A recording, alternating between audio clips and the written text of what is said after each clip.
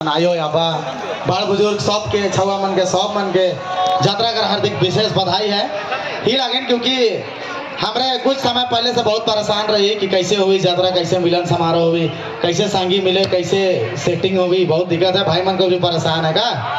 लेकिन हमरे घर आज खूटा इतना सुंदर दिखत है, सौजन्य पूरा तमाम तिरिल बस्ती, तमाम दुर्वा बस्ती के तमाम सब के बहुत बहुत धन्यवाद के हमरे के प्रतीक है, हमरे के आदिवासी के एक प्रतीक है। निकलाती घुसाती थी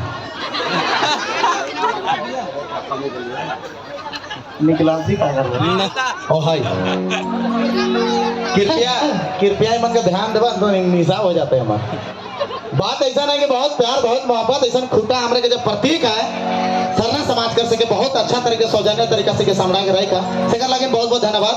कमेटी कर गान माने हमरे कर पीर मौसा जी, हमरे कर मनोज जी हैं, हमरे कर राज भाई है, राहुल दादा है, तमाम कमेटी के बहुत बड़े बुजुर्ग है। सब दादा मन का नाम तो नहीं जानेगा लेकिन बहुत तहे दिल से धन्यवाद। हम सोचल जाए तो गाँव कर छोटा बच्चा ही तो उनका छोटा सा प्यारा सा बच्चा ही मनोरंजन के पात्र हमके लागे आप ज्यादा बात नहीं करे चाहिए, एंजॉय करे चाहिए का नाचे लगे रेडी। चलिए धन्यवाद शुक्रिया। चलिए